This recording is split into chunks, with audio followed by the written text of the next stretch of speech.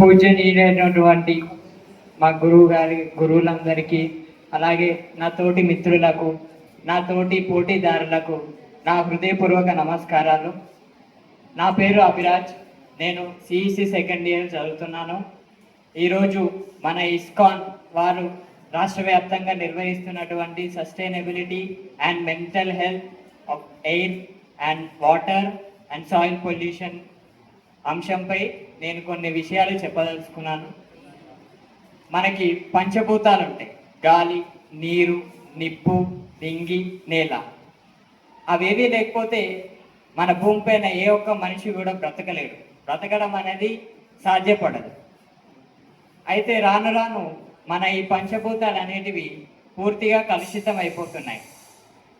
ఈ సమస్త ప్రాణులు కూడా ఈ భూమిపైన వీటిపై ఆధారపడి బ్రతుకుతాయి. కానీ రోజు రోజుకి మన నేల, మన మట్టి, అలాగే గాలి, అలాగే నీరు పూర్తిగా కలుషితం అవుతున్నాయి.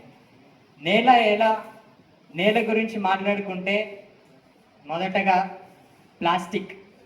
ఎక్కడ చూసినా ప్లాస్టిక్ వినియోగమే ఉంటుంది. ఈ మైక్ కానీ, పెన్సిల్ కానీ ప్రతి ఒక్కటి కూడా ప్లాస్టిక్తోనే ఉపయోగిస్తున్నారు, ప్లాస్టికే వాడుతున్నారు. అయితే ఒకప్పుడు ఈ ప్లాస్టిక్ అనేది లేదు, కానీ నేటి కాలంలో ప్లాస్టిక్ అనేది అధికంగా వాడడం వల్ల అది చెత్త అనేది ఎక్కడ పడితే అక్కడ వేసేస్తుంటారు. అది భూమిలోకి కలవకుండా ఎన్ని సంవత్సరాలు అయినప్పటికీ కూడా ఈ భూమిలోనే కలిసి అట్లనే ఉంటాయి. ఎన్ని సంవత్సరాలు అయినప్పటికీ కూడా అలాగే ఉంటాయి. దానిలోని విష పదార్థాలు అన్నీ కూడా ఆ భూమిలోకి వచ్చి ఈ నేలకున్న సారం, అంటే మన పంట పొలాలు పెరగడానికి అవసరమయ్యేటటువంటి సారాన్ని పూర్తిగా విషపూరితం చేసేస్తున్నాయి. ప్రతి ఒక్క చెట్టు కానీ అన్నీ కూడా ఆ నేల నుంచే పుడతాయి. ఆ నేల నుంచి వచ్చిన వాటినే తింటాయి. మనం కూడా అవే తింటాం. కానీ ఈ నేల కాలుష్యం వల్ల ఏ ఒక్క పంట కూడా మంచిగా లేకుండా పూర్తిగా విషపూరితమై ఉంది. అయితే ఈ ప్లాస్టిక్ వల్ల లాక్డౌన్లో నేను చూసిన ఒక న్యూస్ గురించి చెప్పదలుచుకున్నా. అయితే ఒక ఆవు చనిపోయి పడిపోయి ఉందంట. దాని పొట్ట భాగము బాగా ఉబ్బిపోయి ఉండడం వల్ల దాంట్లో లేగదూడ కానీ ఉండొచ్చేమో అని చెప్పేసి ఆ డాక్టర్లు పొట్ట చీల్చి చూస్తే పూర్తిగా ప్లాస్టిక్, మొత్తం ప్లాస్టికే. అది దానికి ఆకలి మొత్తం అది తినేసి ఉండొచ్చు, కానీ మొత్తం ప్లాస్టిక్తో నిండిపోవడం వల్ల అది డైజెస్ట్ కాక అది చనిపోయింది. అదే పరిస్థితి మనకు కూడా వచ్చే అవకాశం ఉంటుంది. అలాగే రోజు మన దేశంలో అభివృద్ధి పేరు చెప్పి ఎన్నో అడవులను కొట్టివేస్తున్నారు. ఈ అడవులు అనేటివి వానలు పడడానికి కానీ, మన వాతావరణం మంచిగా ఉండడానికి కానీ ఎంతో ఉపయోగం. వాన పడ్డ ప్రతిసారి కూడా ఈ చెట్ల వేర్లు అనేటివి ఆ నీళ్ళని గుంజుకొని ఎన్ని నీళ్ళు కావాలో ఆ చెట్లు తీసుకొని మిగతావి భూగర్భ జలాలకి వెళ్ళిపోతాయి అన్నమాట. అయితే ఈ చెట్లను తొలగించడం వల్ల సాయిల్ ఎరోజన్, అంటే మట్టి అంతా కుల్లగా అయిపోయి అది పంటకి పనికి రాకుండా, దేనికి పనికి రాకుండా అవుతాయి. అలాగే చాలామంది మైనింగ్స్ కూడా చేస్తూ ఉంటారు. దానివల్ల కూడా ఆ నేల అనేది పూర్తిగా ఎందుకు పనికి రాకుండా అయిపోతుంది.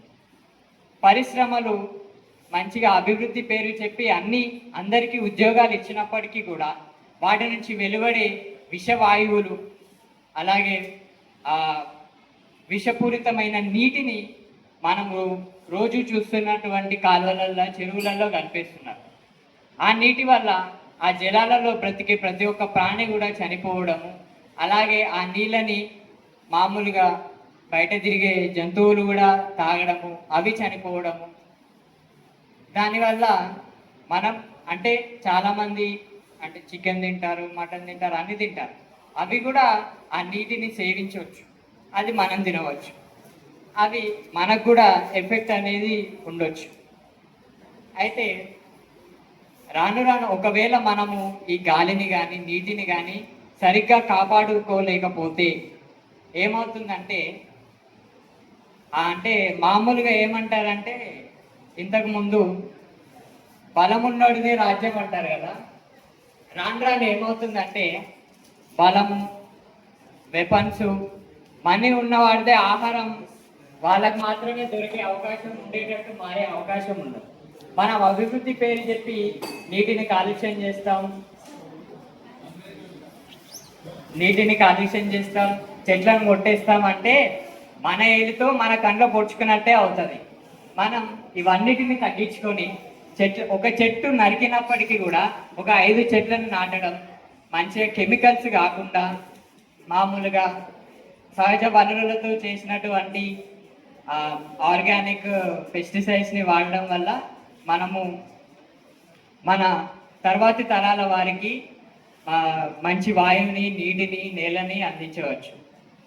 నాకు ఈ అవకాశం ఇచ్చినటువంటి గురువులకు అలాగే ఇస్కాన్ వారికి ధన్యవాదాలు.